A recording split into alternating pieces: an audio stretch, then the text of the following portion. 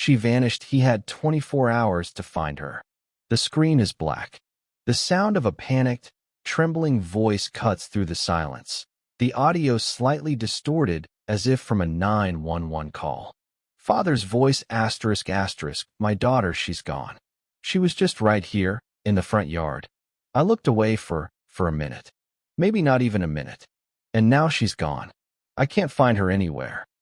The voice breaks, swallowed by a sob. The title card appears on screen. She vanished. He had 24 hours to find her. Each year in the United States, hundreds of thousands of children are reported missing. For most parents, it's a statistic so horrible you can't even imagine it. For some, it's the beginning of a nightmare that rips their world apart in seconds. The story you're about to hear is a dramatization. The names have been changed, and the events are a composite, drawn from the details of thousands of real-life cases. This isn't the story of just one family, but an illustration of what so many endure. It's a story about the terrifying silence that follows a child's disappearance, and one father's desperate, clock-ticking race to find his daughter before that silence becomes permanent. This is what it looks like when the worst-case scenario becomes a terrifying reality. Section 1. A perfectly normal Tuesday.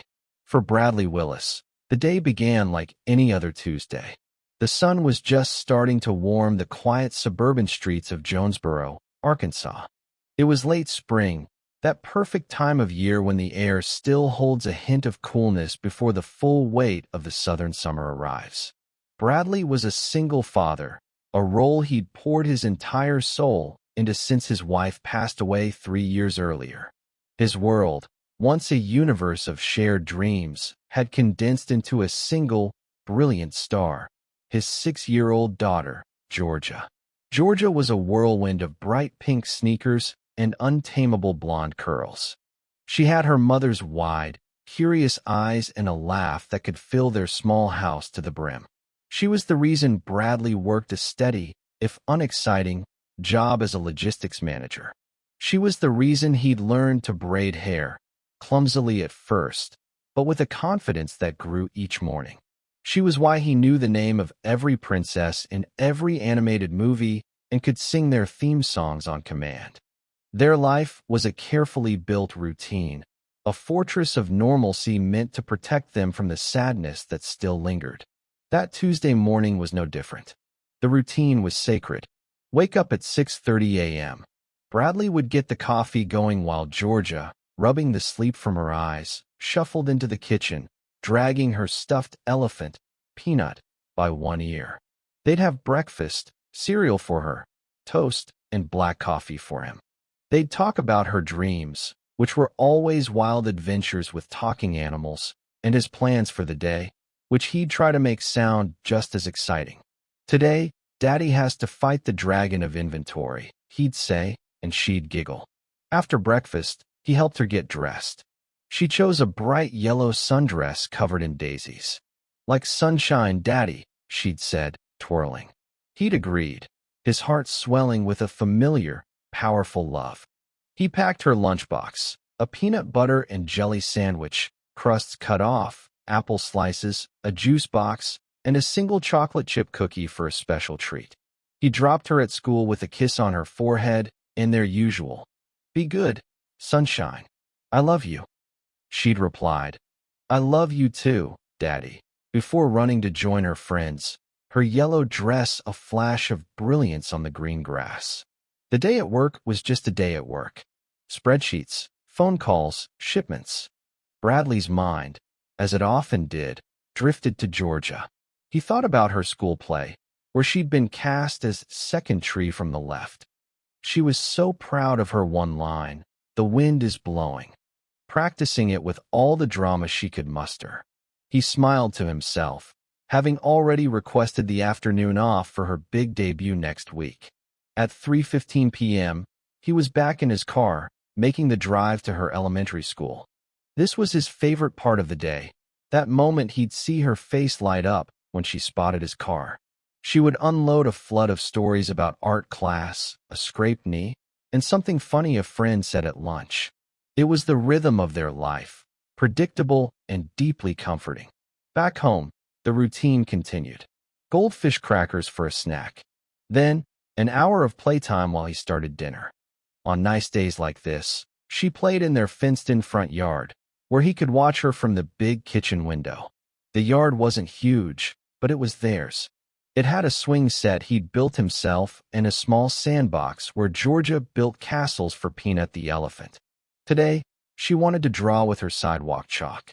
She pulled out the bucket and began decorating the driveway with lopsided rainbows and stick figure portraits of him and her holding hands. Bradley watched from the window, chopping onions for spaghetti sauce. The scrape of chalk on concrete was the soundtrack to his life. Around 4:30 p.m., he realized he was out of garlic powder, a disaster for his famous spaghetti sauce. He poked his head out the front door. "Hey, sunshine," he called. "I'm just running inside for a second. I'll be right back. Don't go anywhere, okay?" Georgia looked up from her art, her face smudged with blue and pink chalk dust. "Okay, Daddy," she chirped. He saw her there, a small, bright figure in her yellow dress, totally lost in her world. The gate was closed. The street was quiet. It was safe. It was normal.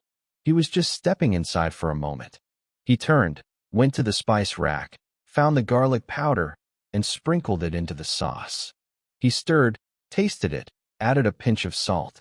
It couldn't have been more than 90 seconds. 2 minutes, tops.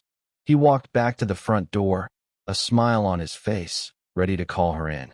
He pushed the door open. "All right, my little Picasso, time to start." The words died in his throat. The driveway was empty. The chalk bucket was overturned, colors scattered across the concrete. A half-finished purple cat was the last thing she drew. But Georgia was gone. Section 2. The Vanishing. Panic is a cold, sharp thing. It doesn't wash over you, it stabs you. For Bradley, it started as a tight knot in his chest. "Georgia?" He called, his voice surprisingly steady, betraying none of the ice-water fear creeping into his veins. He scanned the yard. Maybe she was hiding. It was a game they played. "Georgia, honey, Daddy's not playing right now. Come on out." Silence. Just the distant hum of a lawnmower and the frantic drumming in his own chest. He stepped onto the driveway. The air felt heavy, threatening. He looked behind the big oak tree. Not there. He checked the side of the house, his steps getting faster. Behind the bushes. Nothing. His breathing grew shallow. This wasn't right. Georgia didn't wander off. She knew the rules. Never leave the yard without him. He sprinted to the gate. It was still closed, but not latched. Had he left it like that? He couldn't remember. His mind was a blur. He threw it open and looked up and down the street. Empty, except for a car turning the corner at the far end of the block. A neighbor, Mr. Henderson, was getting his mail. "Jim!" Bradley yelled, his voice cracking with an urgency that startled the older man. "Jim, have you seen Georgia?" Mr. Henderson shook his head. "No, Bradley. Not since you got home. Is she all right?" I don't know. She was just here." The knot in his chest exploded into pure terror. He ran back inside, clinging to the hope that she'd somehow slipped past him. Kids hide. They fall asleep in weird places. He knew that. He checked under beds, in closets, behind the sofa. He threw open the laundry room door, his heart seizing at a pile of clothes before realizing that's all it was.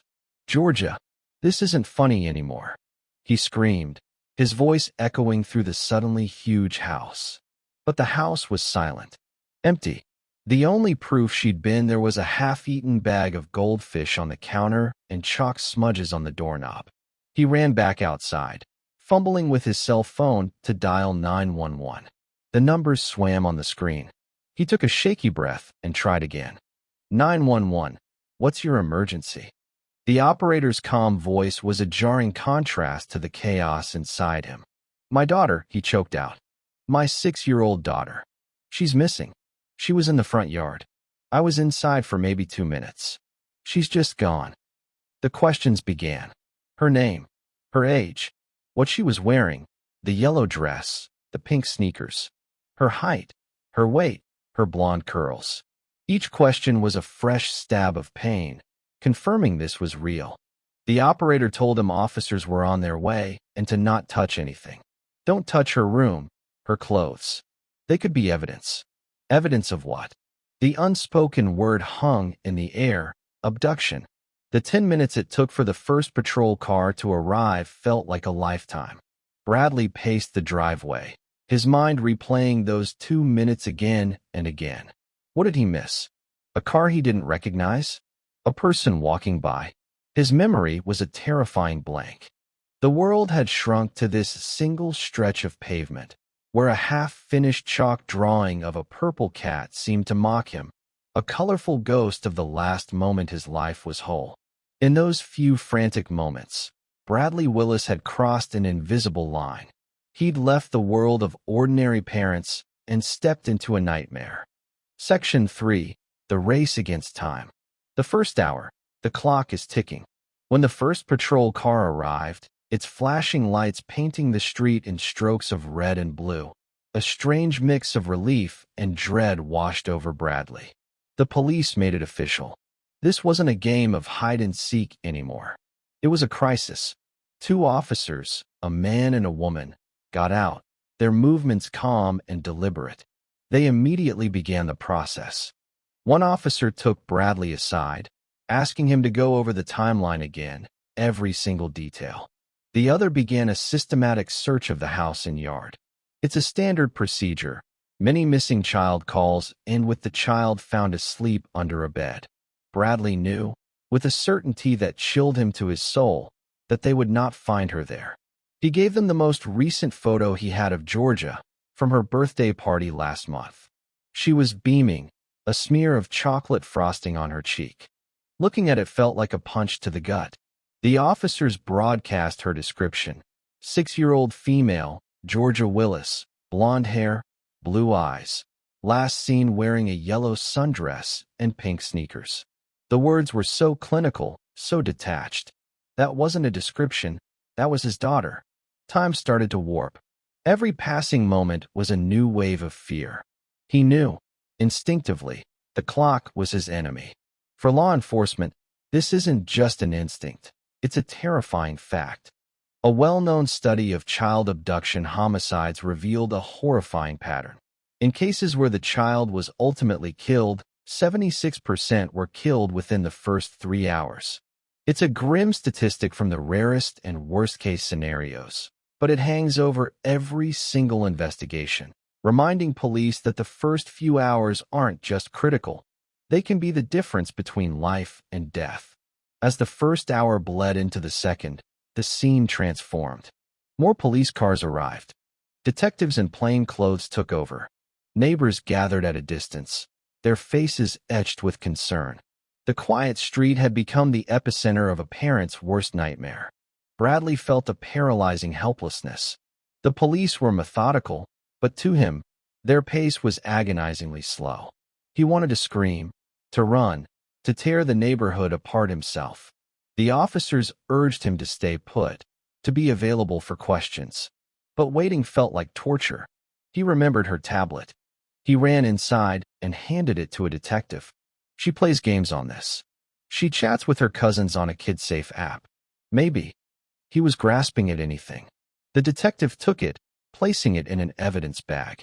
Standard procedure. The police expanded their search, going door to door, asking neighbors if they'd seen anything, if they had security cameras. They started a grid search of the area. But Bradley's mind was racing ahead, picturing Georgia in a car, getting further and further away with every tick of the clock. The world was too big, and she was so small. The first hour was gone. 23 remained. Hours 3 to 6. The investigation and the father's desperation. As dusk settled, casting long, ominous shadows, the investigation intensified. The FBI had been notified, a standard step. At this stage, no one knew what this was. A runaway? A parental abduction? Or the rarest and most feared scenario, a stranger? Detectives sat with Bradley at his kitchen table. The spaghetti sauce he'd been making sat cold on the stove.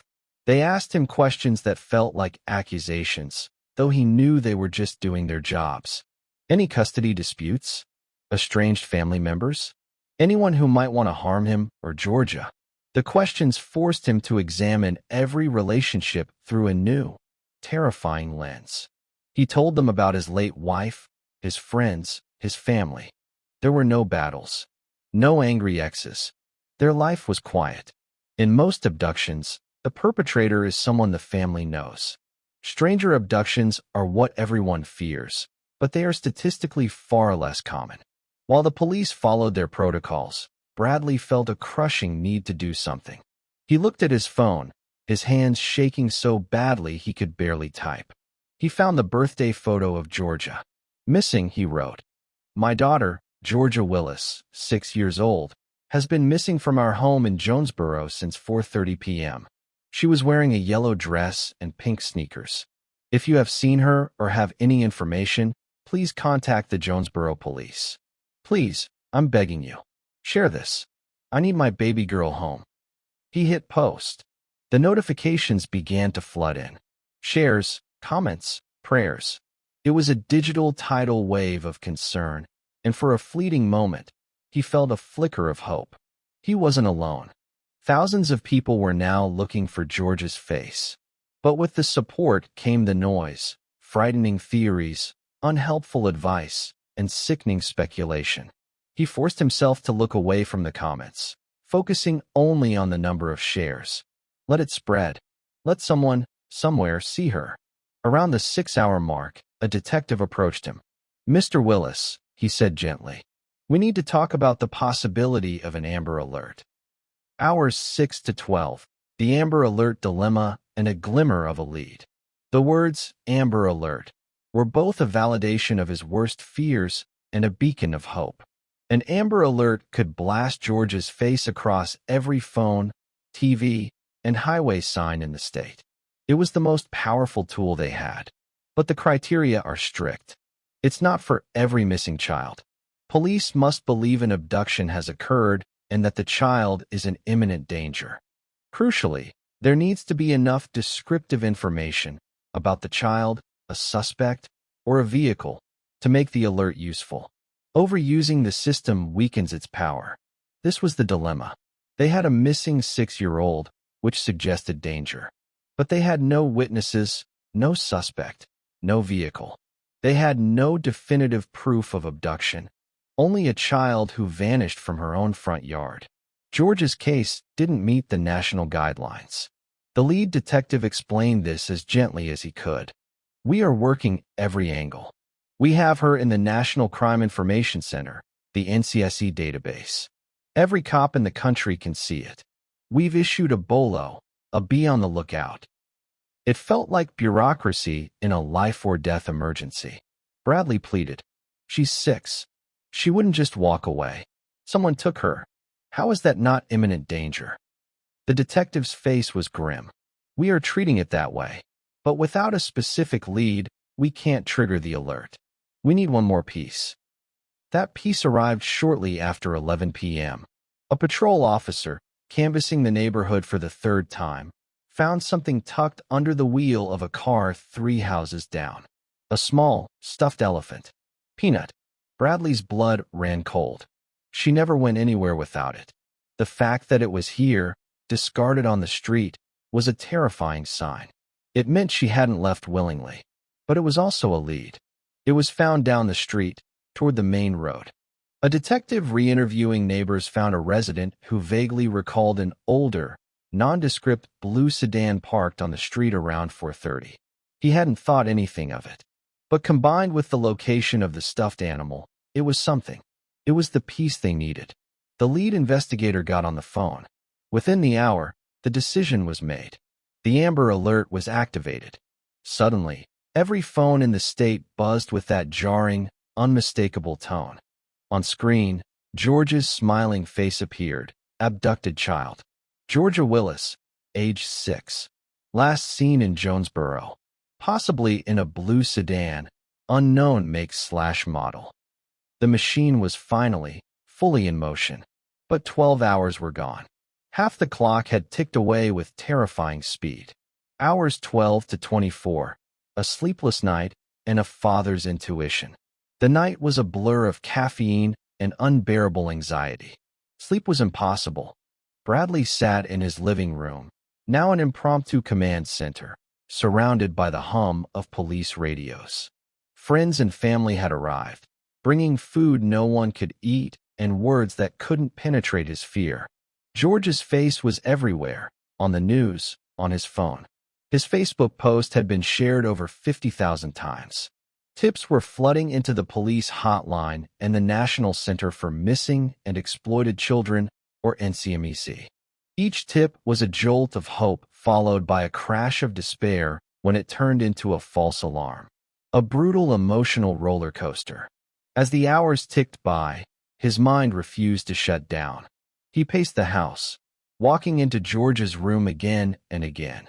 The bed was made, her drawings taped to the wall, a space frozen in time.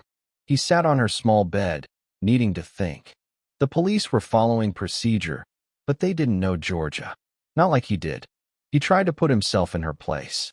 What would she do if she was scared? He had taught her their address and his phone number. He'd even made up a secret code word, Sparkle Toes, a silly little game for if she was ever in trouble. But what else? What unique part of her could leave a trail? He thought about her habits, her quirks. And then it hit him. Her chalk. She always carried a small piece of purple chalk in her pocket. Her magic chalk. She would draw tiny purple flowers on things. On his hand, on a napkin. It was her signature. It was a long shot, a flimsy thread of hope. But it was his. He grabbed a flashlight and went to the lead detective. "I know this sounds crazy," he began, his voice raspy. "But she always carries a piece of purple chalk. She draws little flowers. Tiny ones. If she had a chance, if she was trying to leave a sign, she would use it." The detective looked at him with a mix of pity and skepticism. They were chasing vehicle sightings, not looking for chalk drawings. But he saw the absolute conviction in Bradley's eyes. "Where would we even look?" the detective asked. "The tips," Bradley said, his voice gaining strength. "All the tips about blue sedans, gas stations, rest stops, anywhere a car might have stopped. Is there a cluster of sightings along one route?" The detective paused, then nodded slowly.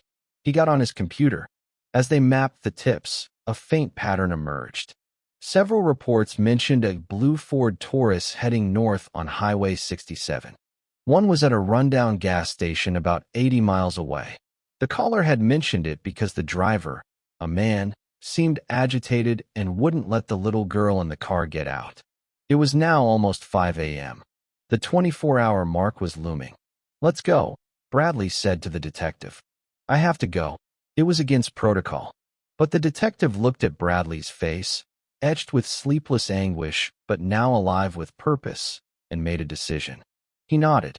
"Get in the car." Section 4. The Discovery. The 80-mile drive was the longest of Bradley's life. The sun was beginning to rise. The 24-hour mark was just an hour away. The grim statistics screamed in his head. He pushed them away, focusing on one image, a small, purple flower. They pulled into the deserted gas station. 2 patrol cars were already there. Bradley jumped out before the car fully stopped. He scanned the ground, his heart pounding, his flashlight beam cutting through the gloom. Nothing. Despair began to creep back in. What if he was wrong? Then he saw it. Next to the air pump, on the faded concrete base, was a tiny, almost invisible marking. It was faint, smudged, but unmistakable. A small, crudely drawn 5-petaled flower. And it was purple. "Here," he screamed, his voice cracking. "It's here." The detectives rushed over. It was exactly what Bradley had described. It was proof. She had been here. She was alive, and she was fighting. She was leaving him a trail. The discovery galvanized the investigation. This was now a manhunt with a breadcrumb trail. The detective got on the radio. They pulled the grainy security footage from the gas station. A late 90s blue Ford Taurus. A man at the wheel, middle-aged, heavy-set, baseball cap pulled low. They mapped the next logical stops. At a rest area 20 miles north, an officer found a second purple flower on the leg of a picnic table. The trail was hot. Using license plate recognition systems, analysts got a partial plate from the gas station footage. They ran the variations against registered owners of blue Ford Tauruses. The computer churned, and a name emerged: David Slater. A 52-year-old with a sealed juvenile record and a recent charge for loitering near a school. His address was a rural property another 30 miles north. Every available unit was diverted. State troopers, county sheriffs, FBI agents. Bradley was told to stay behind. This time, he didn't argue. He had done his part. Now he could only wait. The minutes crawled by. Bradley sat in a police car, listening to the radio crackle. He heard them arrive at the property. He heard them forming a perimeter. And then, he heard the words that made his world stop. Suspect in custody. We have the child. She is alive. Repeat, the child is safe. A wave of relief, so powerful it felt like a physical force crashed over him. The dam of emotion he had held back for 23 agonizing hours finally broke. He dropped his head into his hands and wept. Not with fear, but with a profound, earth-shattering gratitude. The race was over. He had won. Section 5. The Aftermath and Resolution. Georgia was physically unharmed. She was scared, crying, and wouldn't let go of him when they were finally reunited. She told him, in fragmented sentences, about the bad man who had grabbed her when she went to pick up a piece of chalk that rolled into the street. He told her he was a policeman and her daddy had sent him. She was scared, but she remembered their secret game. She had used her magic chalk whenever he wasn't looking, hoping her daddy would find her. David Slater, the abductor, offered no resistance. He was a loner who had become fixated on Georgia after seeing her play in her yard. His plan was terrifyingly simple. He wanted a child to raise as his own. The months that followed were a long road to healing. There was therapy for Georgia to help her process the trauma and court dates for Bradley. Slater was ultimately sentenced to life in prison. But for Bradley and Georgia, justice was found in the return to normalcy. It was in breakfast conversations and bedtime stories. It was in watching her play in the yard. Though now, he never let her out of his sight. The memory of that empty driveway seared into his soul. Their fortress had been breached, but they were rebuilding it, stronger than before. Bradley knew how close they had come. Thankfully, the vast majority of missing children cases are resolved. NCMEC reports that of the cases reported to them in recent years, over 97% of the children were recovered. But that number includes runaways and family abductions, which are far more common than stranger abductions. Happy endings are common, but they are never, ever guaranteed. The story of Bradley and Georgia reflects the courage of families and the dedication of law enforcement in thousands of real cases. So what can you do? You can support organizations like the National Center for Missing and Exploited Children. Their work is crucial in providing resources to families and police. Be aware. Pay attention to Amber Alerts. Your eyes could be the key to bringing a child home. And most importantly, talk to your own children. Have a safety plan. Make sure they know what to do if they're ever in a dangerous situation. While the most terrifying abductions are rare, hundreds of thousands of children are reported missing every year in the U.S. for a variety of reasons. The story of one father's race against time is a reminder of the fragility of safety and the incredible power of a parent's love. It's a testament to the fact that in the darkest of hours, a small, seemingly insignificant detail, a favorite color, a secret code word, a tiny chalk flower drawn on concrete, can become a beacon of hope, a lifeline, a path leading home. It reminds us that while the first 24 hours may be the most critical, a father's determination knows no clock.